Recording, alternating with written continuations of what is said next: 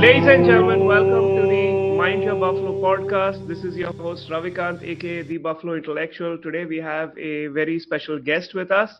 I asked before starting, Mangesh Bhau, how should I introduce you? And he said, "Bhau, Nami kafi hai," and that is exactly how I'll go with it because within Ambedkarite community, Buddhist community, Mangesh Bhau's naam hi kafi hai. He's a giant of the community. He's done a great amount of work and probably one of the biggest scholars of not just Buddhist practice and the spirituality and the religion element of it, but also its history. So he's one of our giants in that area, and like a lot of us have heard Mangesh Bhai talk over the years, and he has all these countless talks on online, and every talk of his, like literally there are a series of him, like you can listen to him for hours. We have him for a short time today, but very happy that you could make time for us, Mangesh bhai. Thank you so much for coming on the show, and I'm very happy to have you here with us.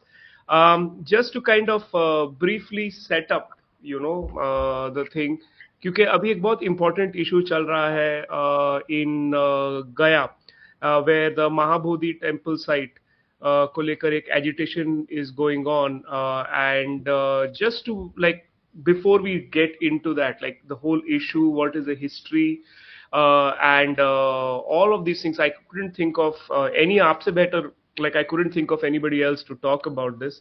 So thank you for coming on, Mangesh bhai, and welcome to the show. Thank you, Ravi bhai. Thank you. I'm very happy. So before, just getting into it, I thought we could just first start by talking a little bit about, the stupa itself.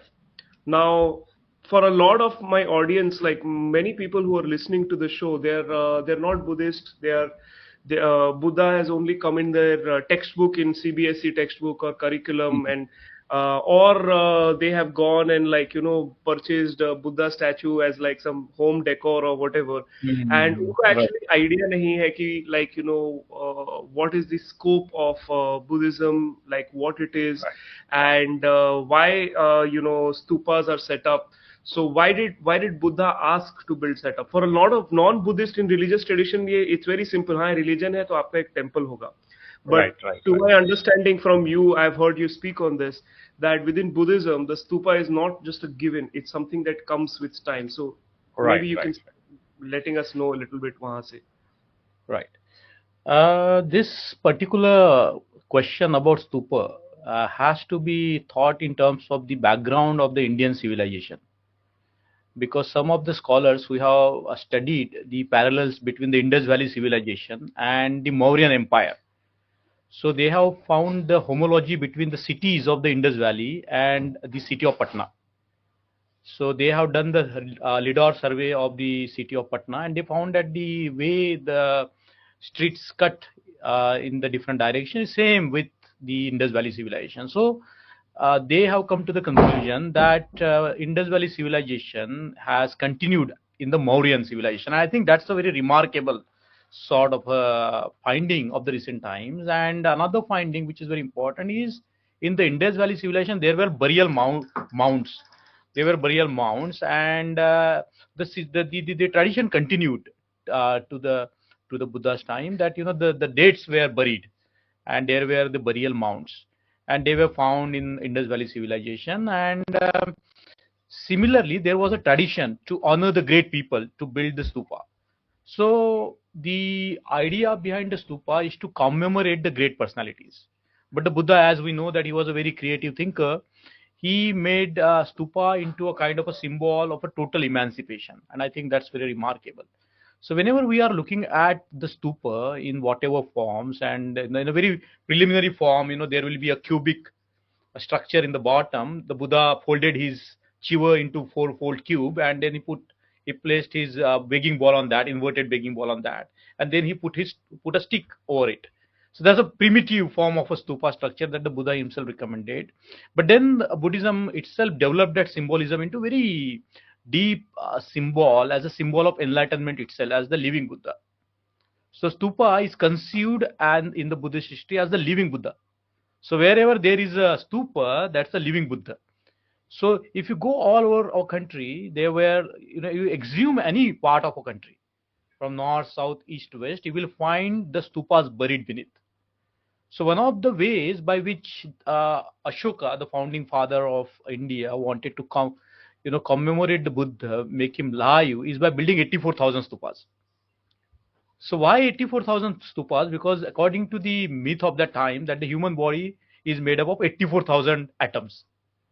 So the what Ashoka did, he took all the relics of the Buddha from the extant stupas of his time, and then he built 84,000 stupas all over the places in India. So you find it in the South India, North India, East India, and West India. That is to embody the Buddha in the land of Jambudvipa.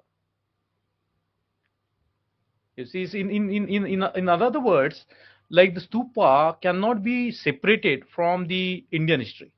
If there is any symbol that is ancient and which can, which has continued to date, like for example, when Baba Ambedkar converted in 1956, there is a big stupa now in Diksha Bhumi. So you can see the stupas sort of, represent the very essence of Buddhism, the freedom of mind, and there are very ways by which we can interpret the stupas.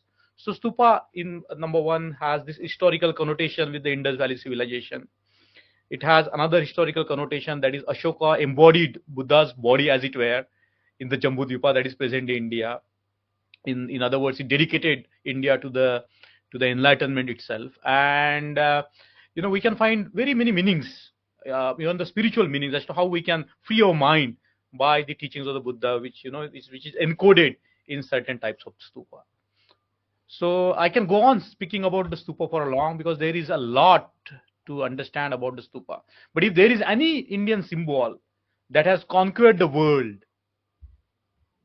right from Japan to Sri Lanka, everywhere where you will find stupas, Borobudur stupas, you go anywhere you will find stupas. So that's the symbol which in a sense represents the glory of our country. So that's a fantastic point, because what you've told us is that you've linked it to almost 5,000 years of history. Yeah. And it is a living kind of architectural monument which is there. So it has a historical claim. It connects us with the Mauryan Empire and Ashoka. But I also kind of would want to know from you a little bit. Like I said, that for a lot of different people in different religion, their idea is that a temple is a place where you go to pray to a god, right? So for a lot of non-Buddhists, they also think stupa is a place you go to pray to Buddha. But I Right. feel that, I've heard you say this, that the talk about the semiotics of the stupa. Yes, Why is yes, the yes. stupa so important, and is it actually a place of spirit, like praying to a deity, and Right. like why is the stupa as a space important to the Buddhist? Stupa as a space is not just important to the Buddhist only, because as I said, that it has got a very deeper significance as far as the history of India is concerned. You cannot find any symbol living today as old as the symbol of stupa. You cannot. That is the only symbol which has continued to invoke the imaginations of the people in India. And if we look at stupa is not, you don't go to the stupa to ask for something. Why do you go to the stupa? The stupa has a structure. It has got this what is called the inverted anda, and then there is a place to circumambulate, and you do it clockwise. Why do you do it clockwise? Because you hold a sword with your right hand, and when you go to the Buddha, you cannot carry sword or anything like that. When you go to the Buddha, you have to go as you are, as a human being, and then you pay your, your respectful gratitude and respectful salutation to the Buddha by circumambulation. So there is, you go anywhere, you go Sanchi, you go Barhut, you go any big stupa, you will find that there is a place for circumambulation, right? So, to pay your honor, to your respect to the Buddha. So historically, the people missed the Buddha, because the historical Buddha as a human being was very fascinating person. And whenever he was not there, people missed him. So the first form of symbol that came to replace the Buddha was the Bodhi tree. Because when Buddha left the Mula Gandhakuti, people missed him. So he said, Buddha, we missed you. You travel so much. We are so fond of you. So what should we do? Buddha said, okay, you look at the Bodhi tree. Think of me under the Bodhi tree. Then, the symbol of Stupa came. So Stupa is, as I said, it has a lot of teachings inside. It has, the from the simple stupa as I described to the very intricate stupa of Borobudur. The Borobudur encodes the total mandala of the cosmos according to the Buddhist practices, and that has a very deep link with the Kesariya stupa, which is like sort of replicated in the Borobudur. So stupa, it's not a temple. It's definitely not a temple. It's not a place of worship in terms of the quote unquote worship that you go to certain god and you ask for certain things for yourself and your family. You don't do that when you are in the contact with the stupa. You just want to imitate the greatest teacher of the humanity. You want to be the Buddha. You want to walk on his footstep. And the symbol is so intricate that if we begin to engage with that symbol, it begins to unravel the very deep sort of your own conditioning as to how you can free your mind towards the highest sort of freedom. For example, if you look at the cubical shape, the inverted sphere, and there are five elements, and the highest, as you say, that it dissipates into the sky. It's like ultimately you should have a sky like mind, isn't it? The mind which doesn't discriminate, the mind which is gone beyond all this.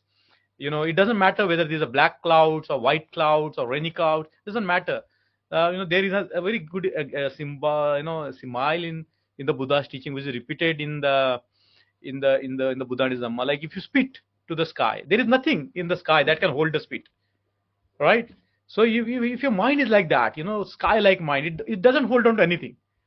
So I think it is a very deep, I would say it's a very deep psychological human symbol.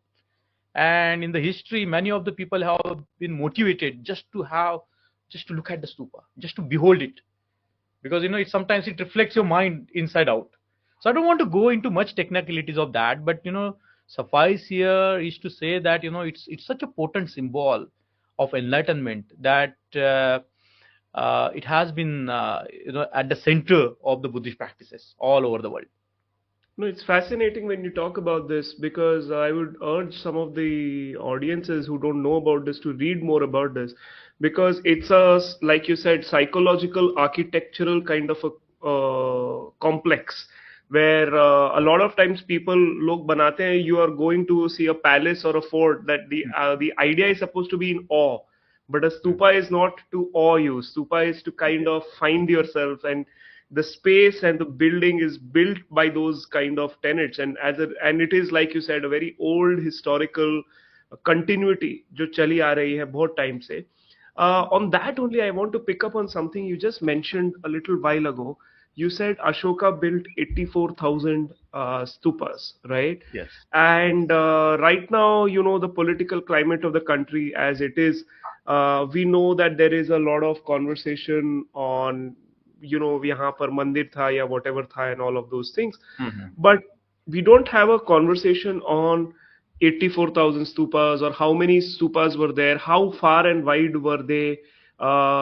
Indian historiography में इसका जिक्र नहीं मिलता. In fact, new discoveries, Kanheri caves abhi, literally 7 new caves discovered in a place as hub as like Bombay के आसपास. Would you like to talk a little bit about some of these scale of these projects? See, from past many years, I have been visiting this lot of stupas, and I have gone to the places which are dangerous places, teamed with the lions and all. One will be surprised to know that in Gujarat itself, there are many caves, Buddhist caves, and they are so much in the dilapidated state that I went to one cave clusters. There are 60,000 caves, very old, Ashokan times caves, in the place called Sana caves. It's near Una, where the atrocity took place some years back. So I went there, and I was so shocked and sad to see that people were told to defecate in the caves. So sad. And like we don't understand the psychology as to why there is so much of hatred towards the Buddha and the Buddhism. People were, the place were full of shit all over the places, and people rejoice shitting there, relieving themselves, and it was very kind of shock to me. And it was not just the case with that, caves cluster, about 60 caves there, all over the places that was the case. So first of all, we have to understand, the how this hatred towards the Buddha has arisen, because I think there lies why we don't know about this glorious history of India. Because we pick up any writer, the Hindutva writer, for example, Savarkar. He criticizes the Buddha, but when he begins the history of India, he has to begin with the Buddha, because you see, that is the only material evidence of the history we have in India. The Ashoka's scriptures are the only written evidences of that time. There is no other written evidence. There is no other written evidence, and it's very shocking that you cannot find any written evidence other than Buddhist, Buddhist monuments. So we have to go back to the history of Indian Indian history. As Baba Ambedkar said, that Indian history is the history of the conflict between Buddhism and Brahmanism, and it's a mortal conflict. It's a fight till death. And we know that as there was a time in India when India was a sone ki chidiya. That was a time when Buddhism was at the peak. Art, commerce, trade. India constituted the major trading bloc in the world, and that is a time which coincides with the Buddhist, highest point in India. So there are, even today you can find monuments, like as you just mentioned about the Buddhist caves clusters found in Kaniri caves, and there is recent finding at Odisha. So 5 years back, I went to the Ratnagiri archaeological site, and I would be happy to share with you. There was a large head of the Buddha hidden beneath the sky. Only his this head was visible. So I just put my feet there to show the extent of the Buddha head, and the photo became the viral. Now there is a recent excavation in the Ratnagiri, and they found so much in Odisha. One of the scholars says that if you go to any village in Odisha, you will find the Buddhist remains anywhere. Such is the case in Maharashtra as well. Like just where I am in Nagpur, there is Pauni, the very big ancient stupa of Pauni, very close to where I stay. In Nagpur itself, they have found the bronze images of the Buddha, very beautiful bronze image. Then there is a place called Buldhana and all over the places. So such is the case everywhere. In Tamil Nadu, I have been to Andhra Pradesh and Telangana. Everywhere I found the stupas. Even they are extant today. So what I think is there is a total denial or invasion, as Baba Ambedkar says, the Brahminical invasion of Buddhist India, the Brahminical colonization of the Buddhist India. I think that he said that before a lot of research came. Now we can firmly say that yes, there was a definite invasion. We can see the marks of that, the violence towards the Buddhist sites, the violence towards the Buddhists, that we can see even clearly today. And therefore we don't hear it, because there is something in this country which tries to hide the truth. But however hard you try to hide the truth, you cannot, because it exists in the material form. You cannot destroy Sanchi. It's such a beautiful site, world heritage. You cannot, and there is nothing competing the site of Sanchi in the world, I would say. It's a whole complex sprawling over 30 kilometers of periphery. How can you now destroy it? You cannot. So I think this question is very important as to why we don't know about it. Why people have been there is a conspiracy of silence around Buddhism. The reason is, the more Buddhism advances in the country, the more it challenges the status quo, the more it challenges the Brahmanism, the more it destroys the hegemony of a particular class, and it establishes the democracy. So Buddhism is a threat. Buddhism is a threat. It's not just it is not just some kind of the technology for enlightenment. It's a technology for democracy. It's a technology for making the societies more responsible and more democratic. You see, so that's why you don't hear, because as Baba Ambedkar says, that if people knows the history, they will know what is the reality. Right? No, I was very fascinated by I was reading Charles Allen's book on the discovery of Buddha and the discovery of Ashoka. Like, it's something that I think many even PhD level history students don't know just how thoroughly the name Ashoka was removed Yes. from Indian history. It is a British conquest, like they go into Sri Lanka and then they go into Burma and then they're connecting all these writings. They are finding these pillars. It's a fascinating story how the Buddha and the Ashoka name itself was brought back, True. right?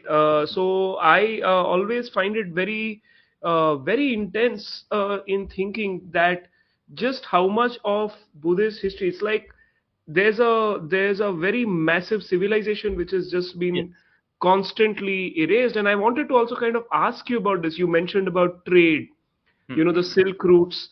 Yeah. It's almost like, you're right, like the material reality exists कर रहा है, Hmm. but आप उसको हमेशा अलग तरीके से present कर रहे हो. Like सोने की Right. चिड़िया is always seen as like a pre-Islamic, but they'll Hmm. never call it Buddhist.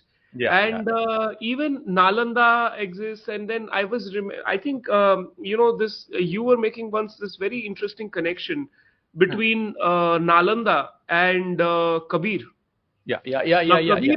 Yeah. Kabir is taught to us, but he Hmm. is taught to us as some bhakti thing. But there is a Buddhist. Could you explain a little bit about some of these I think direct connections that's a that, very fascinating question. As you were talking, that was running through my mind.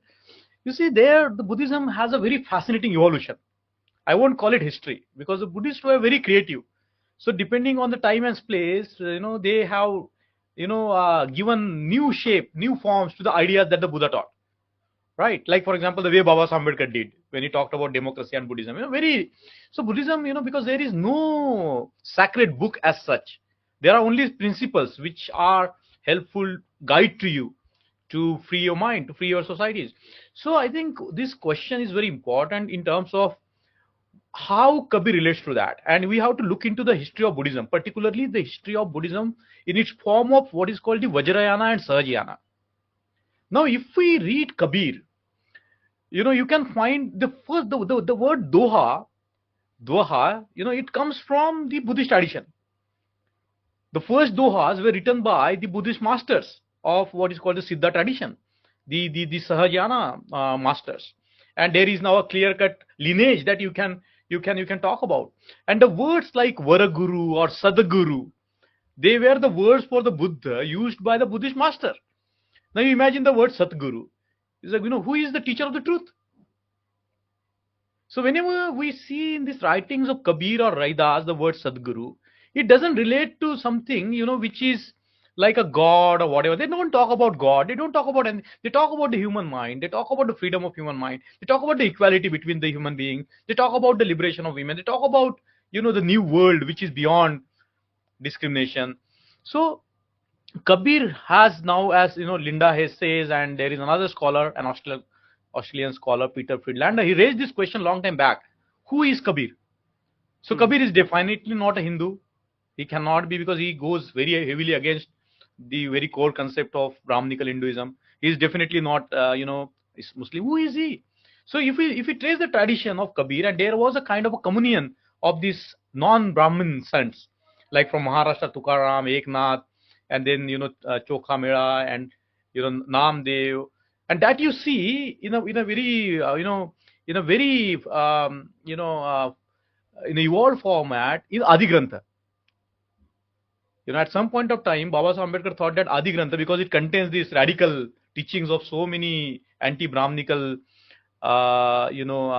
saints, he thought that that's a definite answer to Manusmriti. That's what he thought at some particular time.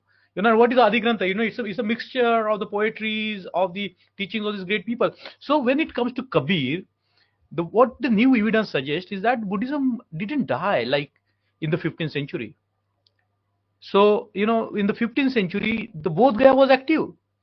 Now, there is a very fascinating biography of Sariputra. The last abbot of Bodh Gaya has appeared, Arthur McEwen, where he talks about a monk from the 15th century who was the abbot of Bodh Gaya, the Mahavir for which we are fighting now. And what is the gap distance between Varanasi and Bodh Gaya?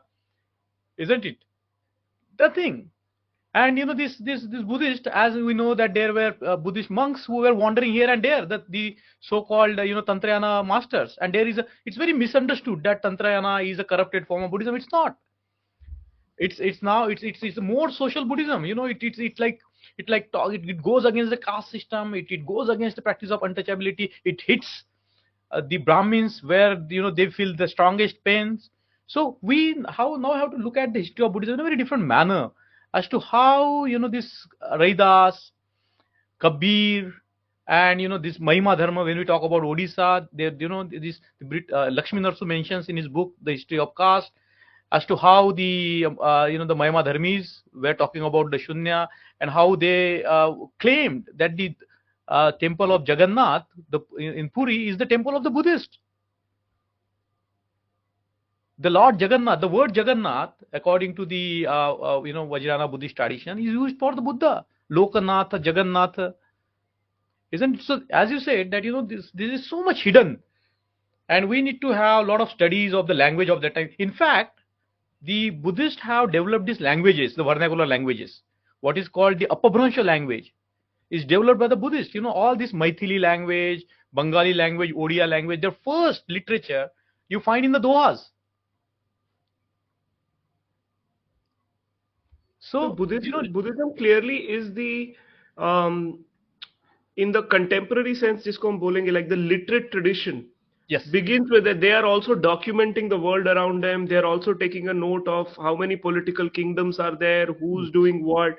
So in a very documentation format, like it's coming from Buddhist sources, and it's not therefore a very big stretch of the imagination कि someone like a character like Kabir has emerged, in Banaras, very close to Nalanda and Gaya, and and he's talking. And he's criticizing caste, he's criticizing Maulvi also, he's criticizing Pandit also. So that कौन character ऐसे history में जो कर रहा है, it has to come from that tradition. Yes. And there's also a very, and this is the interesting element of it, and we move towards where we were actually going to talk, which is when there is material reality, आप उसको erase नहीं कर सकते हो क्योंकि वो चीज है, पिलर है, लिखा हुआ है, right? तो आप उसको सिर्फ या तो छुपा सकते हो या आप उसको बिगाड़ सकते हो, right? So it can either only be hidden or transformed. Yes. And there is a very long tradition in post-colonial, post-British in South Asia. In Afghanistan, Pakistan, तो चलो, there is a Islamic, they've created an Islamic state. तो वहां पर तो they have gone and destroyed, actually physically you have to destroy these sites like Bamiyan and all in Afghanistan. We saw Taliban do that, but in India it seems to have taken a different form where they are archaeological survey या तो site निकाल नहीं रहा है, निकाल रहा है तो उसको ठीक से document नहीं कर रहा है, या temples have been created out of sites or sites have been taken over. So Baba Sahib, as a Buddhist historian, as a bodhisattva, I think he's also writing about this, and I think you have some insight because you've studied this aspect of Baba Sahib's life very closely also. If you can just tell us a little bit about that. See, that's a very remarkable thing about Baba Ambedkar, that he has cautioned Indians long term back that if you want to really study the ancient history, you have to use the Pali language, and you have to look at the Indian history, particularly the ancient Indian history, from the Buddhist texts.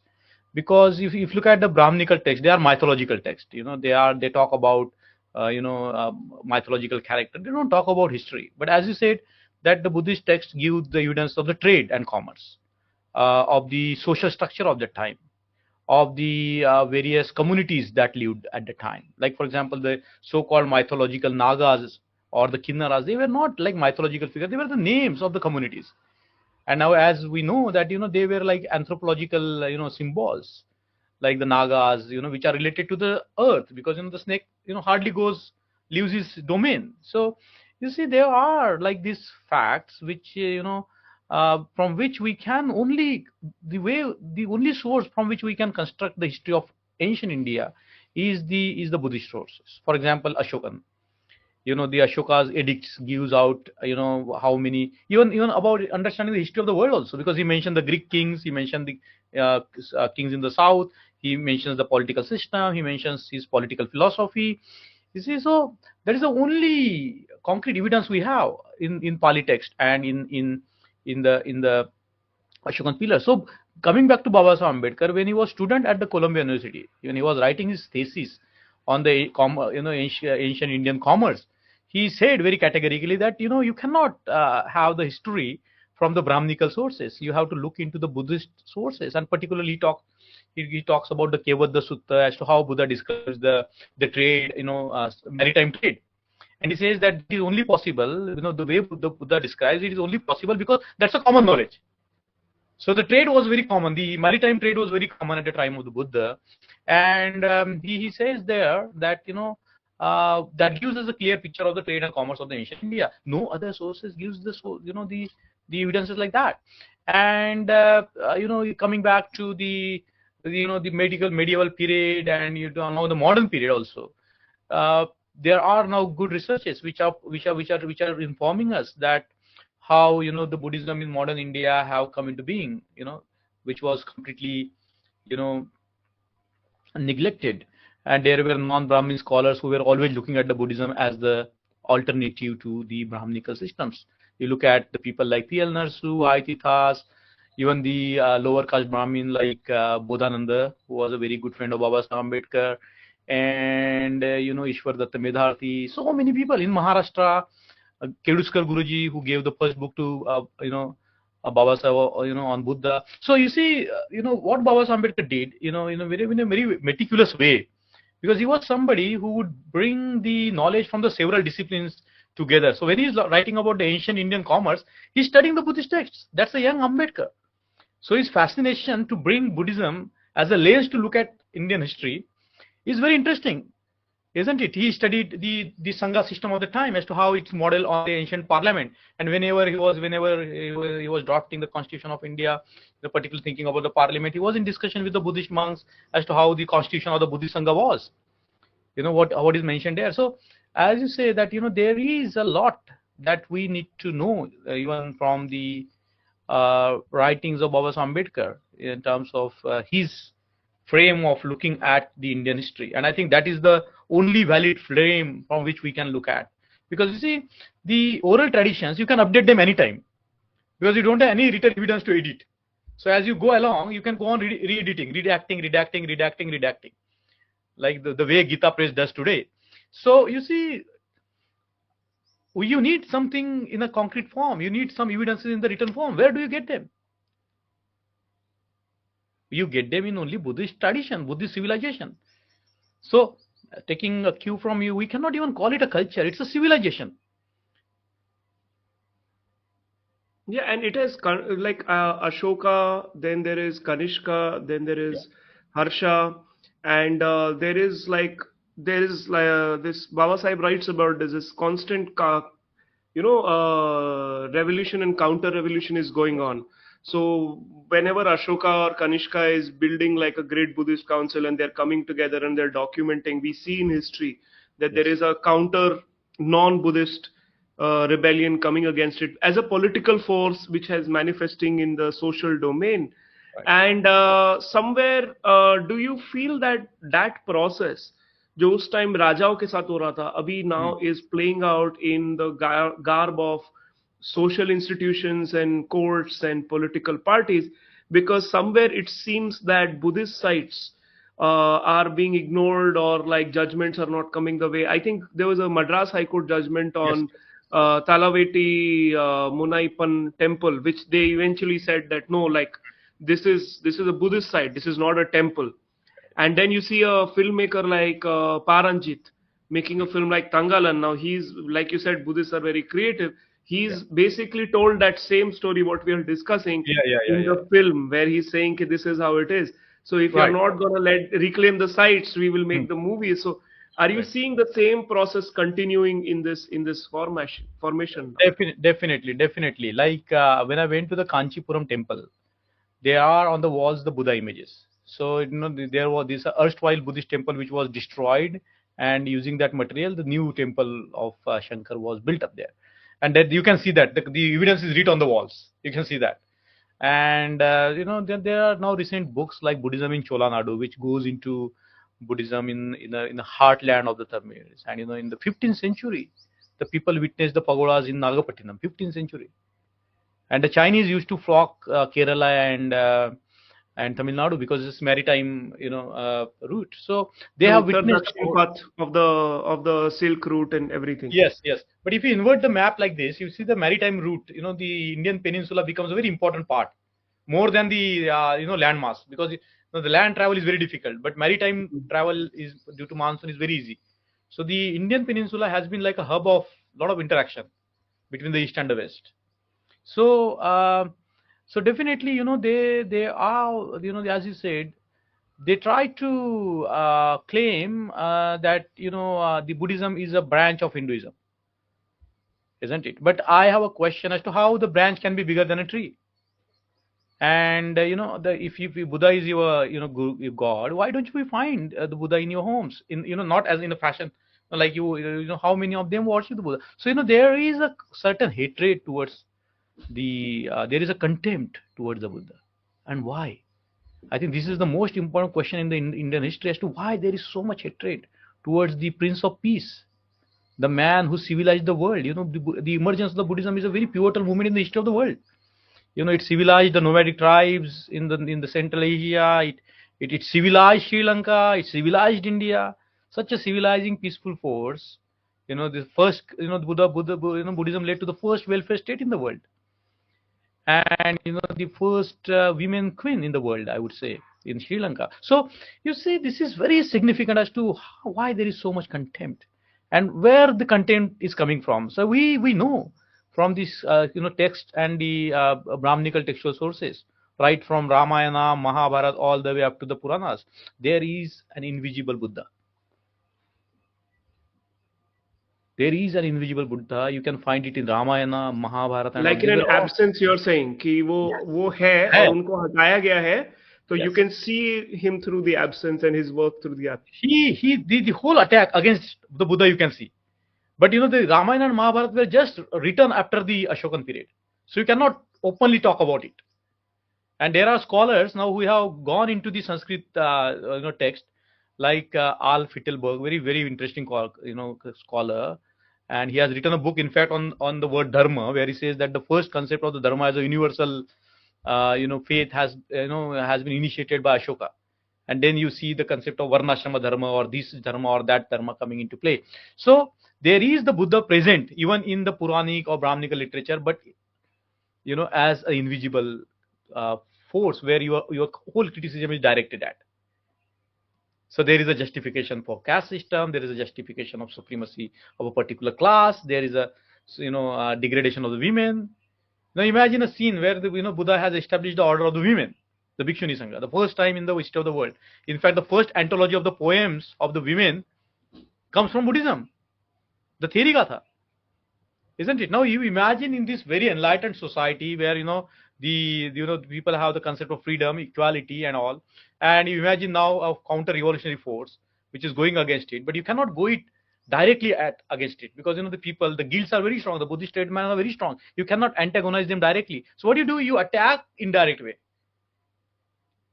isn't it? So this all post And you counter-revolutionary. co-opt also, like a lot of food people, like this idea that the vegetarianism, which is now a very core part of Brahminism, actually comes from a Buddhist co-opted practice.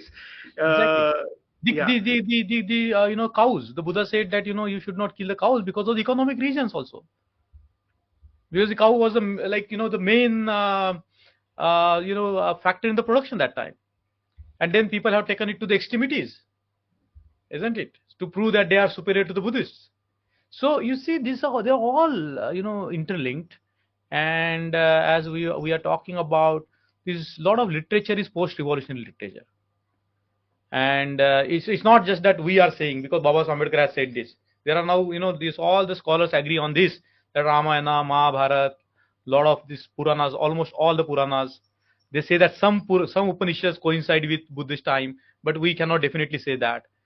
And there is hardly a mention of the Vedas or whatever in the Pali Tripitaka. The scholar Peter Patrick Olivelle makes a very interesting point, that you don't find the word caste system in the edicts of Ashoka.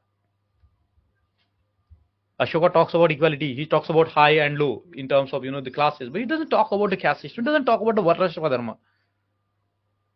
So I think we need to have a complete relook at the Indian history from the Buddhist sources and really build, based on that. We need a lot of, I won't say creativity, but a lot of this, what is called the mind of, this like Sherlock Holmes mind, and to find out, where the trails are going, and how you can reconstruct the crime scene. It is And forensic history, actually. it's a Forensic forensic. comes. Yes. Before kind of, Rap, I know you're running short of time, but I can't let you go without talking on No, no, this. we will continue. We will continue. Thank you so much. We've established एक बहुत बड़ा एक context कि look, there is a long historical civilizational force which has been there and which has a very strong counter force in Brahminism. जो history में politically we know what happened to Ashoka's revolution. It got killed by Shunga Brahmin kind of political formation. Kanishka के साथ वही होता है, हर्षा के साथ वही होता है, and it goes on and on and on. Now, for a long time they said Nalanda was destroyed by Muslims, but now it is evidence is coming. Actually, it was not. It was done by Brahmins, and there are many historical ideas that are coming around. And we are seeing so many sites which are being taken over, which are being not excavated, reshaped as temples. In Right, the context of all of this, I want to talk about the current agitation, right. Mahabodhi temple site, as they're calling it, in Gaya. So, for this particular center site, can you kind of give us the context of what is the historical context of it? Yeah. What has happened in post-colonial India, and what is this current agitation really like? How do we make sense of this when it has gone on for like 1,000 years and on? So, like, how do we make sense of it? इसको Right, समझे right. कैसे अभी हम? See, I think there are different ways of looking at the Bodh Gaya issue, and one of the issues from which we can look at the Bodh Gaya issue is from the sociological point of view, purely from a sociological point of view. Like there is always a question in the Indian history about the disappearance of Buddhism from India, right? But people don't talk about where the Buddhists have gone. Such a mighty Right. force at a particular period of time, creating such a big, huge material history. Where are the Buddhists? You cannot Right. kill all of them. There's so many caves everywhere, tens of Yeah. thousands of caves जो बनाया Yes. है over Yes. hundreds of years, कहाँ गायब हो गए?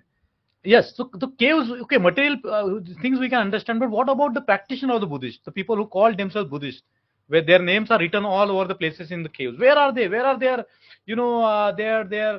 uh, their progenies? The people who built it, जिन्होंने खोदा Yeah, तोड़ा है, वो कहाँ गए? yes. कहाँ गए? कहाँ पे है कम्युनिटीज? बुद्धिस्ट कम्युनिटीज कहाँ पे गई? अगर नॉर्थ साउथ ईस्ट वेस्ट सब जगह अगर बुद्धिज्म था तो बुद्धिस्ट लोग भी रहेंगे, Correct. है ना? और इतना सब बड़ा क्रिएट किया material force civilisation, so they must be in a mighty number. So what happened to them? Where are they?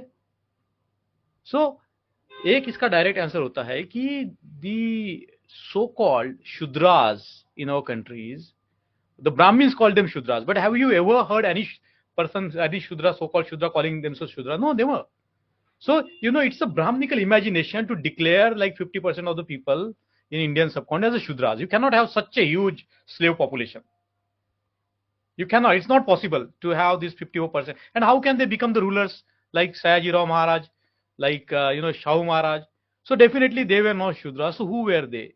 And that's a very important question that Baba Ambedkar asked about the Who origin were of the the Shudras. Shudras? Who were the Shudras? Actually, it's a question mark. Yeah. It's an unresolved question. There are pointers, but they are not the Shudras of the imagination of the Brahmins. I think this is a very important point that Baba Ambedkar makes. And what about the untouchables? Can you destroy a community for so many thousand years and they still survive the onslaught of such a hatred for such a long period of time? No. So the first recorded history of the untouchability, as Baba Ambedkar has found out, is against a Buddhist monk. That monk is coming. I don't know if we look at them, we will be polluted. That's the first Murchakatika. And you see this word Asprusha, it's a 300 AD. It's not only proved by the textual studies, but also for the DNA studies. That when the intermingling of the different section of the Indian stopped, 300 AD. Before that, Indians were marrying each other, and there were like intermarriages. But 300 AD, and suddenly, people are getting into their Genetic enforced admixture freezes at that yeah, point. Yeah. 300 AD. And that's the exact time Baba Ambedkar has given, and the new genetical study says. So you see the textual evidences, the genetical evidences agree on a point that 300 AD was a period where after that a lot of this segregation started becoming more sort of enforced and all.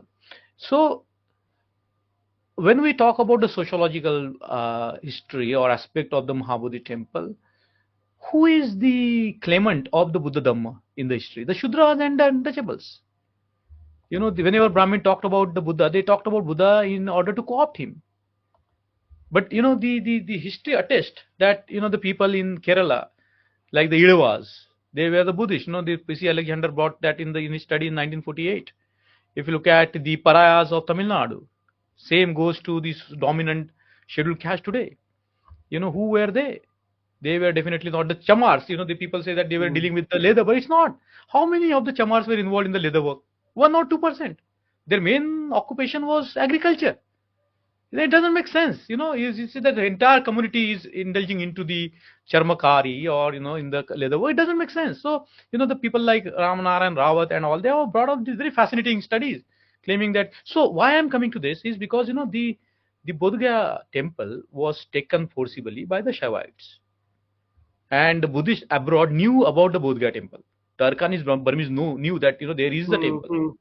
It was not like cut and dry societies. People used to travel, so people they used knew to that come for pilgrimage. Very few, but they would come. They would come. They would come. The people in Tibet knew about it. The people in Nepal knew about it. When you can flee the Nalanda University and go to Nepal, won't you know where is Bodh Gaya? Isn't it? So we say that Buddhism disappeared, but in the surrounding areas there were Buddhists. No, they knew where is the Bodh Gaya. Right. Isn't it? So I think this is very important that the present day Buddhists are claiming the site, that it belongs to them. I think it's very, very sociologically important. It smacks at the arrogance of the Brahmins, their invasion of the Buddhist India, their colonialization of not only the Buddhist sites but also mind. It's a psychological fight. How can you take over something that doesn't belong to you? You hate the Buddha in your scriptures and you claim that you will lord over the temple. How is it possible? So there's a very deep sociological dimension to that, and it links with the fight for the annihilation of caste for sure. And the historical aspect is, of course, we know that the temple, when it was found, it was covered with the mud. So why it was covered with the mud, and why Mahant started claiming that the land belongs to him? Isn't it? It doesn't belong to him. It belongs to the stupa. And what is the stupa? It's the living Buddha. And historically, wherever there was a stupa, every grant was made in the name of the Buddha. Right. You give the dana not to the stupa. You give the dana to the Buddha. So actually, the Buddha was the property holder of that place. Right. Actually, according to Ashoka, the Buddha is the property holder of the entire Jambudvipa. He didn't ask property for himself. He gave it to the Buddha. He said, okay, it's for the enlightenment. This is for the land of enlightenment. I gave my kingdom to the Buddha. So the another aspect is, when the Mahant started claiming the Bodh Gaya temple, we have to talk about a very great man here, Anagrik Dharmapal. When he went there, 1891, he just cried. He couldn't bear what is happening with the Mahabodhi temple, and he started the fight against it. There was a lot of quarrel, court case. And the people of the Mahabodhi temple, they requested the Indian leaders, they requested Gandhi to intervene. Gandhi said, no, I cannot do that. We will see it after the independence of India. Isn't it? But I think the UP provinces or Bihar, they had their governments, 40s and all, they could have done so much. So come 1949, this very infamous ugly act where the Hindu dominion is maintained. It's a very ugly act, and actually this act carries no meaning when the constitution came into force in 1950. Right. It has to be abrogated. It automatically loses its power, because anything that contravenes the highest law of the land, is null and void. So from the constitutional point of view, the BMTC Act of 1940 is null and void because it goes against the constitution. The article. For our audience, can you tell us a little bit about the act and why it goes against the constitution? Because See our what Buddhist happens. audiences know everything, but I'm just Yeah. What happened? There is a committee, and in the committee, 9 members committee, and the four of members will be the Buddhist, and the 4 members will be the Hindus, and the district collector will be the de facto chairman of it, and the district collector should be Hindu. Okay, and therefore, this there will be always a majority of the Hindus there, and why majority? Even they should not be there. What business they have got? and by Hindu, they're always going to be Brahmin or maximum Always. Kayast or someone like that. It Yes, will yes, not even be a. whatever. So you see, this is a Buddhist heritage, and it's a Buddhist matter of faith. And the government, on the one hand, claims that such temple existed there, and taking over from the other religions. You have direct evidence there that these are Buddhist temples, the highest place of faith for the Buddhist, and you are just trying to get into that, trying to control that is not acceptable. I think it's not even it's against the natural justice. Forget the fundamental rights of the people. So it's actually a shame on the part of the government. It's very shameful to even to claim that the greatest place of the Buddhist will be managed by the Hindu majority. Yeah. It's unacceptable. So it in a way it shows the power dynamics also, Right. isn't it? So there is an anecdote. Apparently, I just heard it that a few people went to erstwhile CM of Bihar. I won't name him, and they talked about very famous non-Brahmin leader, OBC leader. They asked about because it's a Bihar government assembly act.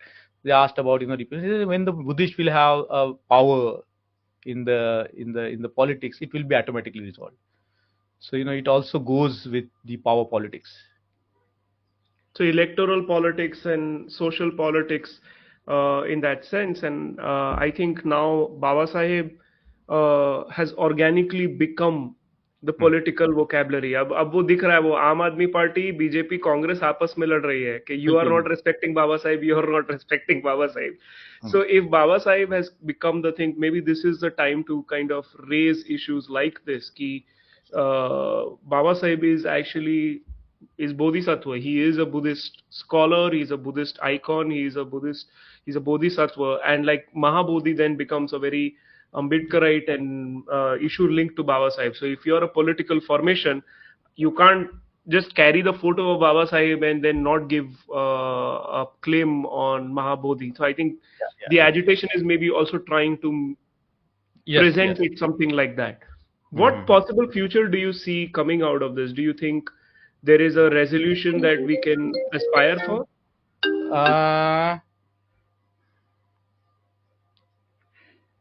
Uh, yes, but what happens, I think the first of all, if you ask me individually, what is my feeling about the present day agitation, I feel very fulfilled because, the people are mobilized across the country.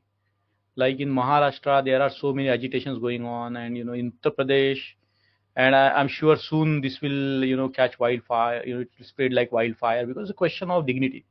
It's a question of insult to, quote unquote, your God. So it is like it's going to catch a lot of fire, and the way the people have built up this movement is very praiseworthy, and the roots go back to Anagrik Dharmapal, interest of Baba Sahib, and then Suresh Sasai, who took up this cause for a long time, and now this new generation of leaders who have come up and taken up the mantle onto their shoulder. So I think this is a very very interesting thing that has been happening. So, but I think that we have to this is an opportunity. It's an agitation, but also it's an opportunity to mobilize people. Because as Baba Ambedkar says that either for offense or defense we have to mobilize people, Right. isn't it? So it's a call for mobilization. It's a call for a Buddhist peaceful mobilization. There is no scope for any violence in any movement Hmm. in the name of Buddha and Baba Ambedkar. We have to be very creative. We have to be very having that intelligent action, as Baba Ambedkar would call. And I think there is a call for that. And I think the way people are mobilizing everywhere, it's soon going to catch up the particularly the followers of Baba Ambedkar. They are de facto Buddhist, even if they are not converted. When they have a love and respect for Baba Sahib, they ultimately have a very soft emotions for the Buddha. It comes naturally. It's like Hmm. the way water follow the path. It's Right. just like if you come in awe, Baba Ambedkar, naturally become the in love of. I know a lot of my Christian friends. They are very hardcore Christians, but they are very soft corner for the Buddha because of what Baba Ambedkar has presented. So that's one opportunity to mobilize the community. The second is I am very much stunned by the silence of the international communities. It's very much stunned. I think the Hindutva ideology is succeeding in terrorizing the small Buddhist nations. Hmm. And I'm telling this in a very complete, total responsibility, isn't it? And people, the Buddhist nation, are the majority Buddhist countries like Sri Lanka, Burma, Laos, Cambodia. Even if they are small, they can exert their diplomatic influence on that, isn't it? They don't want to upset relations with New Delhi by getting into this. Yeah. So it's actually very sad, and it's actually not good for Buddhism. Right. It will go against Buddhism in the long term, particularly Buddhism in India, because India is the only country where Buddhism is growing so much. A lot of young population, people are, the people are frequenting the Buddha vihars. They are building new statues of the Buddha. They're writing. They are thinking about Buddhism. And I think, in my view, I have traveled a lot, and I can tell you in total, seriousness that people in India, very staunch, very the future of Buddhism lies in India, nowhere else. Nowhere else in the world. So I think it's very sad and very pathetic for the Buddhist abroad to not to support or build solidarity. And I think this is an opportunity for the Indian Buddhists to really build solidarity with the Buddhist abroad, because Right.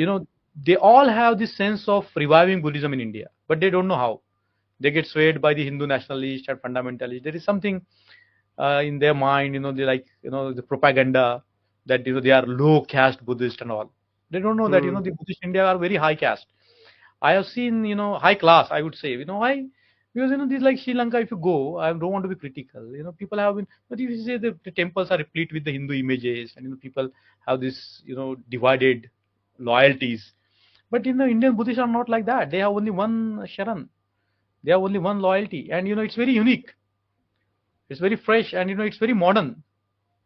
So I think they're, the Buddhist of the world, I think they have to pay attention to this if they are really serious about Buddhism.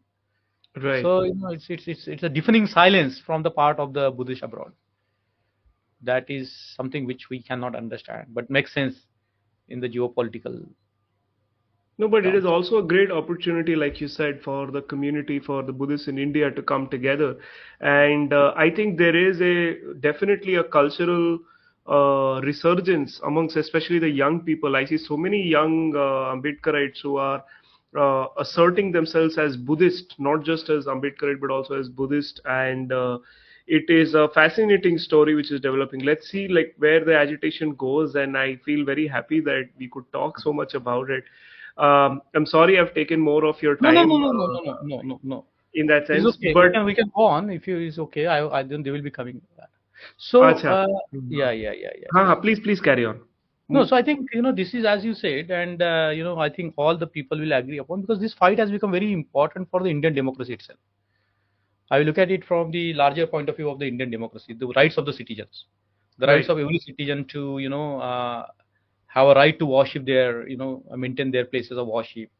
And I think this goes against the total democracy that is enshrined in the constitution. You cannot have a democratic country if you deny the right of their own individual places of in their places of worship, and put somebody who has no legal claim on it. So I think what we can come to a, a conclusion that it's a democratic fight. The temple Right. Mahabodhi movement is a democratic fight. It's a fight for democracy, and it's It's it's a a fight democratic, against. peaceful fight, which is another chapter of this continuing story.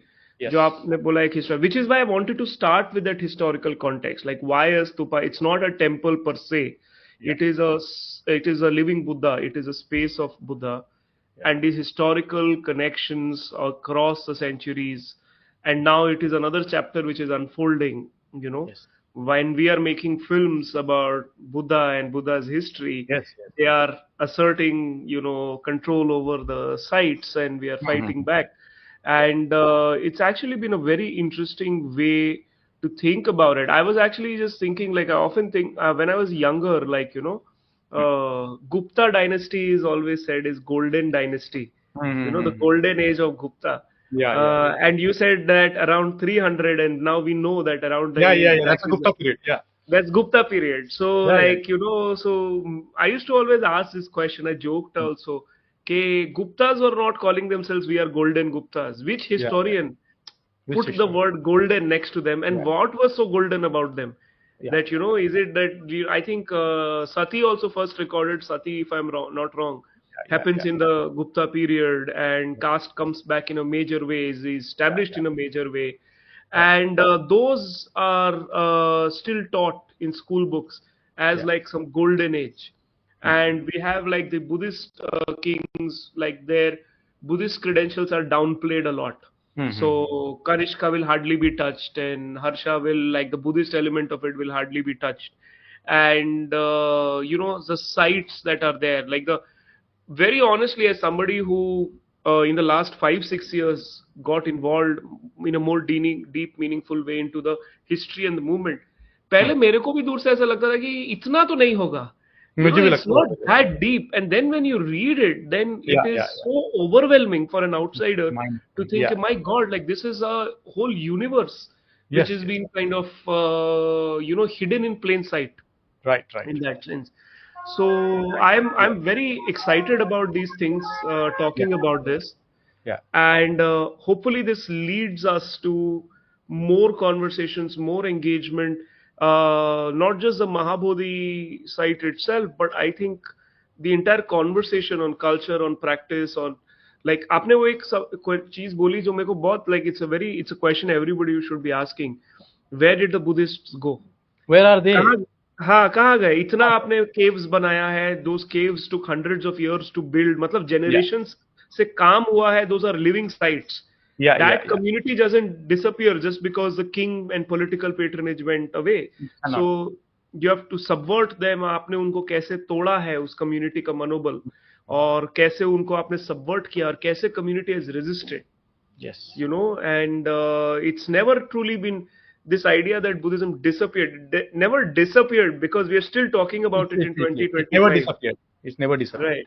So thank you, Mangesh Bhai, for such deep insights. Each of these conversations, we could have had like an hour-long conversation. Right, right. And on behalf of the listeners and the audience and the viewers, I will say thank you for giving us extra time. I know Not you were like very hard pressed for time today, but thank you just so today. much, Bao, for the conversation. Ravi bhai, I'm And always in the awe of what you are doing, and I always enjoy the way you articulate, and in a way using a language which is not any time offensive, but it creates offense, but it's not offensive. And I think that's a quality I have rarely seen in the people, and I am really happy and grateful to you for having me here in your. नहीं नहीं, the pleasure is all mine, sir. मतलब we look up, मैं तो आपको बोला भी, like, we look up to your work, and, like, people like you have been the inspiration for Thank you. whatever little we are doing. Thank you. Thank you so much for the Thank amount of work and labor you do for thank the community and the thank you. history, and we look forward to keep learning from you. Thank you, bhai. Thank Thank you. you. Jai Bhim, Namo Jai Bhim, Buddhaya. Namo Buddhaya, Jai Bhim, Namo Buddhaya. Thank you, bhai. One second, just I will end the. Hey, you finished the whole episode. Well done. I can't believe you can tolerate my voice for so long. But in case you liked what you heard, you might consider also joining for the exclusive episode that I do for my paying subscribers, because that show gets into slightly edgier topics and I don't really want to put it out in the public domain. It's available on the Patreon as well as on YouTube through the join option. And in case you don't want to drop extra money, I completely understand. Please keep listening to my regular show. I'm grateful as ever. There's a buy me a coffee link in case you want to drop some love. Otherwise, just have a nice day. Stay being awesome. Bye bye.